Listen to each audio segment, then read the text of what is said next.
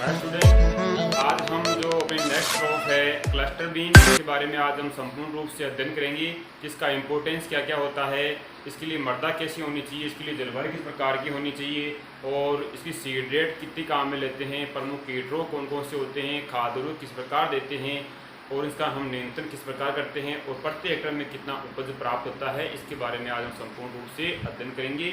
जहाँ Z ICR और BHU में प्रश्न पूछे जाते हैं। चलो बात करते हैं आज हम गंवार। गंवार होता है साइमोप्सिस टेट्रागोनोलोबा, मतलब गंवार का जो बोटनिकल नेम है वो होता है साइमोप्सिस टेट्रागोनोलोबा। इसकी फैमिली आती है लेग्यूमिनेसी। कौन सी आती है? लेग्यूमिनेसी, या कह सकते हो इसके हम फेबेसी। क्या कहेंगे? फेबेसी। इसका जो उद्गम हुआ था, भारत में। कहाँ हुआ था? भारत में। और इसमें जो 2n बराबर, इसमें जो क्रोमोसोम संख्या होती है वो कितनी होती है? 14 होती है। कितनी होती है? 14 होती है। अगर बात करें हम इसके क्षेत्र वितरण की बात करते हैं तो गंवार का विश्व में सबसे अधिक क्षेत्रफल और उत्पादन, विश्व में गंवार का सबसे अधिक क्षेत्रफल और उत्पादन है वो कहाँ पर है? भारत में। कहाँ पर है? भारत में।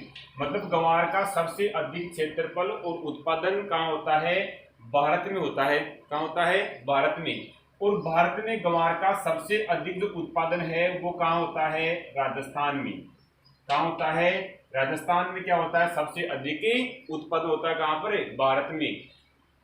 और उसके बाद में अगर बात करूं मैं कि राजस्थान में गंवार का जो सबसे अधिक उत्पादन है वो कहाँ होता है? बीकानेर में। कहाँ होता है? बीकानेर डिस्ट्रिक्ट में गंवार का क्या होता है? सबसे अधिक उत्पादन होता है। कहाँ पर? बीकानेर में। तो ये तो बात होगी इसकी हमें क्षेत्र वितरण की कि विश्व में गंवार के क्षेत्रफल में और उत्पादन में भारत क्या है? प्रथम स्थान पर है। और भारत में गंवार का सबसे अधिक जो उत्पादन होता है वो कहाँ होता है? राजस्थान में होता है। और राजस्थान में गंवार का सबसे अधिक उत्पादन होता है कहाँ पर? बीकानेर में। तो ये बात तो होगी अपने किसकी? क्षेत्र वितरण की। अब हम देखते हैं कि गंवार में जो कई बार हम देखते हैं कि इसमें जो फलियां आती है वो एक गुच्छे के रूप में आती है। ऐसे इसमें आती है गुच्छे के रूप में। क्या आती है? फलियां आती है। तो इस गुच्छे को हम क्या कहेंगे? इस गुच्छे को कहते हैं क्लस्टर बीन। क्या कहेंगे इसे? क्लस्टर बीन कहते हैं। क्या कहेंगे इसे हम? Cluster bean. इसे कहेंगे हम क्लस्टर बिन। मतलब जो फलियां क्या आती है गुच्छे के रूप में आती है उसे कहते हैं क्लस्टर बिन कहते हैं। अब गुआर के जो दाने होते हैं, जो क्लस्टर बिन के जो दाने होते हैं, उन दानों में जो गोंद व रेजिन होता है, गोंद व रेजिन, गोंद और रेजिन की जो मात्रा होती है वो होती है 35% तक। कितना होता है? 35% तक। क्या होता है? इसमें हम गोंद या रेजिन प्राप्त करते हैं जिसका हम विदेशों में निर्यात करते हैं और निर्यात करने के बाद में वहां से हम अच्छी आय प्राप्त करते हैं। अगर बात करूं मैं गंवार के दानों की, तो गंवार के दानों में लगभग 28 से 38% क्या होती है? इसमें प्रोटीन की मात्रा। क्या होती है? प्रोटीन की मात्रा होती है दानों में।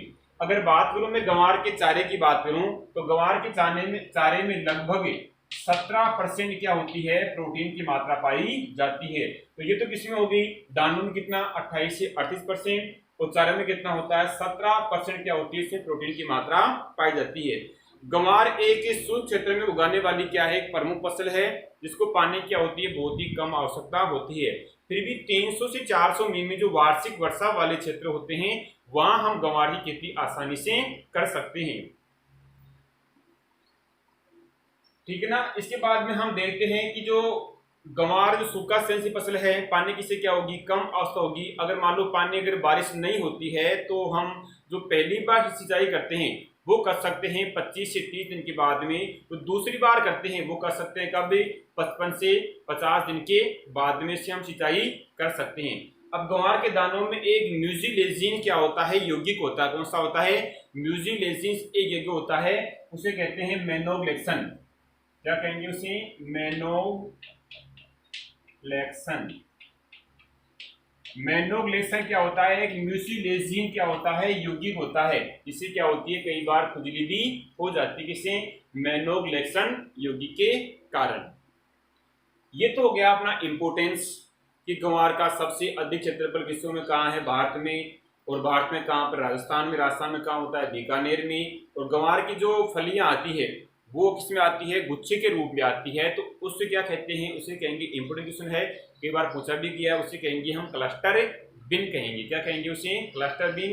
तो कितनी मात्रा में इसमें दानों में गोंद प्राप्त करते हैं, कितना इसमें प्रोटीन की मात्रा होती है, और चारे प्रोटीन कितना होता है, और सूक्ष्म क्षेत्र की फसल है, ठीक है ना, जो ये कौन सा होता है, मैग्नो कलेक्शन होता है। ये तो गैस का इंपोर्टेंस। इंपोर्टेंस के बाद में अगर बात करें हम किसकी, कि गंवार के लिए किस प्रकार की मृदा चाहिए, तो गंवार की खेती के लिए जो मृदा चाहिए, जो सोयल चाहिए, वो चाहिए बलुई दोमट मृदा। किस में चाहिए हमें, बलुई दोमट मृदा चाहिए। उस मृदा का जो पीएच मान है वो कितना होता है, 7 से 8 के बीच में। तो पीएच मान है, अगर 7 से 8 के बीच में पीएच मान होता है तो वहां हम गंवार की खेती आसानी से कर सकते हैं। अगर बात करूं मैं किसकी, क्लाइमेट की, तो मृदा किससे होगी, बलुई दोमट मृदा। पीएच कितना होगा, 7 से 8 के मध्य होगा पीएच मान, तो वहां से खेती हम आसानी से कर सकते हैं। तो इंपोर्टेंस हो गया, इसके बाद में हो गया सोइल, किससे मृदा होगी, बलुई दोमट मृदा, पीएच मान 7 से 8 के बीच हो। इसके बाद हम देखते हैं कि क्लाइमेट मतलब जलवायु किस प्रकार की होती है गंवार खेती के लिए। तो जलवायु कैसी होगी, उष्ण कटिबंधीय जलवायु। उष्ण कटिबंधीय जलवायु मतलब ऐसे क्षेत्र जो कैसे होते हैं, शुष्क व अर्ध शुष्क होते हैं। कैसे होते हैं, शुष्क व अर्ध शुष्क होते हैं, वहां हम गंवार की खेती आसानी से कर सकते हैं। तो उष्ण कटिबंधीय की अवस्था होगी। अब देखते हैं कि इसके बीजों के अंकुरण के लिए, इसके बीजों के अंकुरण के लिए और पौधे की वृद्धि की जो तापमान चाहिए हमें, वो तापमान कितना चाहिए, लगभग 25 से लेकर के 30 डिग्री का सेंटीग्रेड तापमान रहता है। कितना, 25 से 30 डिग्री सेंटीग्रेड तापमान होता है। तो वहां हम गंवार की खेती आसानी से कर सकते हैं। मतलब बीजों के अंकुरण में तापमान चाहिए कितना होगा, 25 से 30 डिग्री सेंटीग्रेड तापमान क्या होती है, आवश्यकता होती है। इसके बाद जो नेक्स्ट का टॉपिक देखते हैं, इसका हम सीड रेट मतलब गंवार की प्रति हेक्टेयर बीज दर हम कितना काम में लेंगे।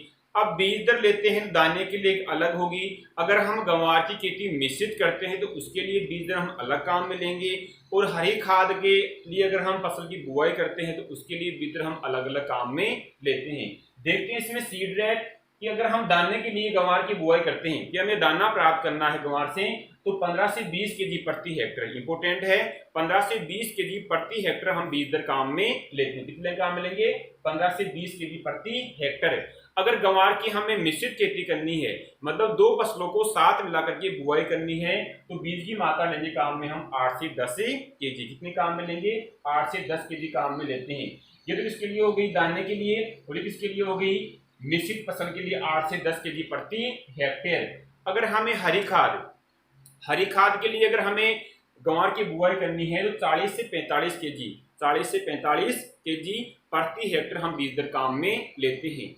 हरी खाद गंवार की कैसे बनती है, जैसे गंवार में जो पुष्प वाली जो अवस्था होती है, उस अवस्था में उस जो अपना फसल खड़ी है खेत में, उस खड़ी फसल को हम क्या होते हैं, मृदा में दबा देते हैं पुष्प वाली अवस्था में, और हम हरी खाद बना लेते हैं, जो क्या होती है, बहुत ही क्या होती है, अच्छी होती है, जो मृदा की उर्वरता को बढ़ाती है।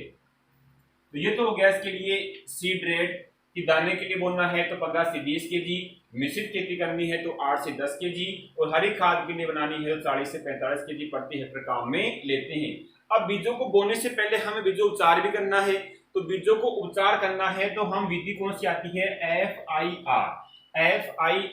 एफ होता है फंगस, क्या होता है, फंगस, और आई होता है इंसेक्टिसाइड, और आर होता है राइजोबियम। ये मतलब दलहनी फसलों में क्या है, बीजोपचार का क्रम, जो कई बार जेट एग्जाम में पूछा भी गया था कि दलहनी फसलों में बीजोपचार क्रम कौन सा होता है, FIR।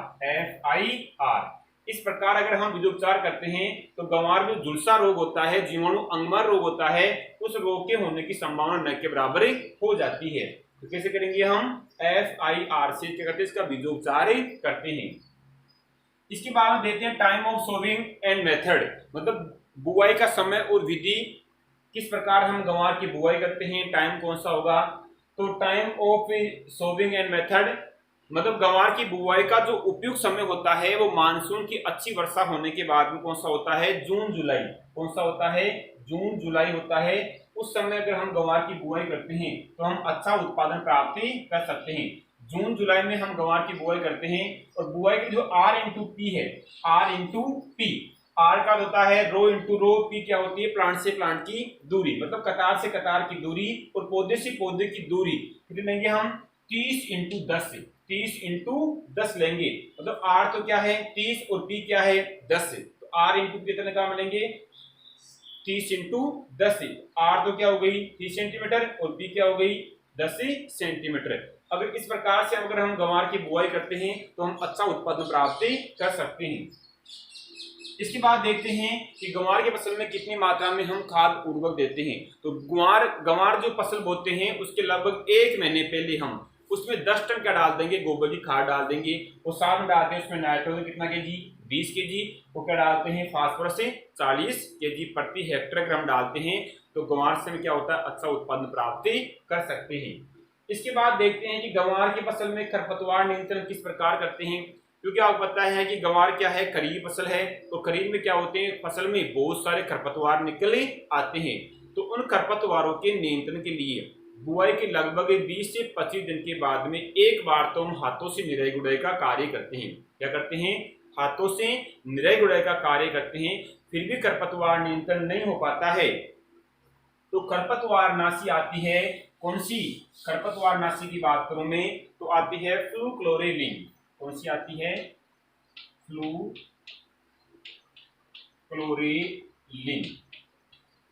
फ्लूक्लोरेलिन या ले सकते हैं हम पेंडिमेथालिन, पेंडिमेथालिन। तो फ्लूक्लोरेलिन या पेंडिमेथालिन अंकुरण के पूर्व हम इसका प्रयोग कर सकते हैं और जो फसल में खरपतवार है उनको आसानी से नष्ट कर सकते हैं। तो ये तो क्या होगा इसमें खरपतवार नियंत्रण।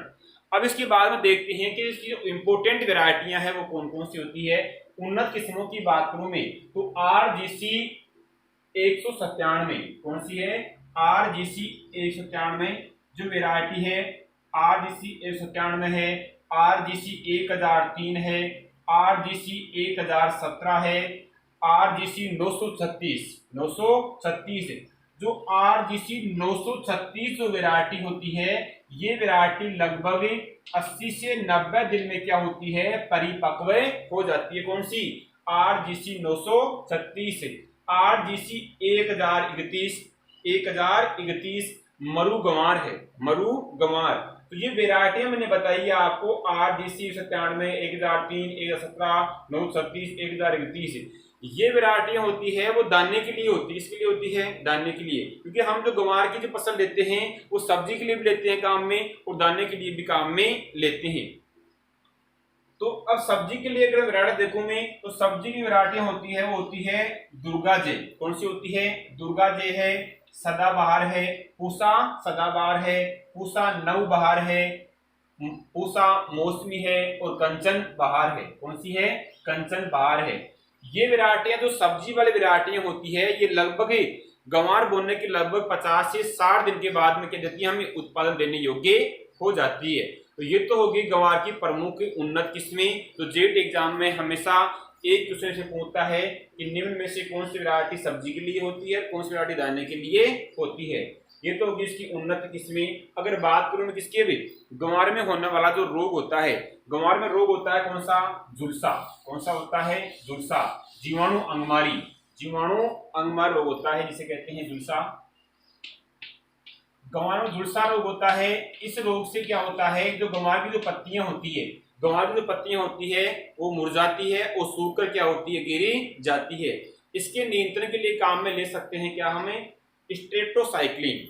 स्ट्रेप्टोसाइक्लिन का हम छिड़काव करते हैं और इस रोग का हम नियंत्रण कर सकते हैं। अगर सही प्रकार से अगर हमने गंवार के लिए बीजोपचार भी किया है तो रोग का हम आसानी से नियंत्रण कर सकते हैं। अब इसके बाद में देखते हैं हमें कि गंवार से हमें कितना उपज प्राप्त होता है, कि प्रति हेक्टेयर मतलब 4 बीघा पत्ती से हमें कितना उपज प्राप्त होता है। तो उपज की बात करूं मैं तो दाने की जो उपज होती है वो कितनी होती है, 10 से 15 क्विंटल प्रति हेक्टेयर। मतलब हमें गंवार से अगर दाना प्राप्त करना है तो दाने की उपज कितनी होगी, 10 से 15 क्विंटल प्रति हेक्टेयर हम दाने की उपज प्राप्त कर सकते हैं। अगर हमें गंवार की जो फलियां है जो सब्जी वाली फलियां होती है वो प्राप्त करनी है तो कितनी 60 से 70 क्विंटल प्रति हेक्टेयर क्या होती है हमें हरी फलियां प्राप्त कर सकते हैं। और चारा की बात करूं मैं तो चारा लगभग कितना होता है 250 से 300 क्विंटल प्रति हेक्टर हम चारा प्राप्ति कर सकते हैं। तो ये तो थी अपने क्या स्टूडेंट गंवार की फसल के बारे में हमने संपूर्ण रूप से अध्ययन किया है। तो आप इसका बारी बारी से अध्ययन कर सकते हैं। और जैसे कि गंवार का बोट निकलियन क्या होता है साइमोप्सिस टेट्रागोनोलोबा होता है, फैमिली लेग्यूमिनेसी आती है, उद्गम हुआ था भारत में, टोटल कितने होते हैं इसमें 14 होते हैं। अगर इम्पोर्टेंस की बात करें हम, जैसे मैंने बताया कि आपको जो गंवार में जो गुच्छे के रूप में फलियां आती है उसे क्या कहेंगे हम क्लस्टर बीन कहते हैं। और विश्व में गंवार का सबसे अधिक उत्पादन कहाँ होता है अपने भारत में होता है। और भारत में उत्पादन कहाँ होता है राजस्थान में कहाँ होता है बीकानेर जिले में क्या होता है गंवार सबसे अधिक उत्पादन होता है। इसके जो दानों में जो गम की मात्रा होती है वो कितनी होती है 35% तक होती है। वो प्रोटीन कितना होता है 28 से 38 होता है। चारे में कितना होता है 17% क्या होती है प्रोटीन की मात्रा इसमें पाई जाती है। तो किस प्रकार की मृदा होगी, जलवायु है, उन्नत किस्में वगैरह है, इनकी बीज दर काम में लेते हैं, तो उसके बारे में आज हमने संपूर्ण रूप से अध्ययन किया है। जो बाकी पढ़ेंगे हम वो नेक्स्ट क्लास में पढ़ेंगे।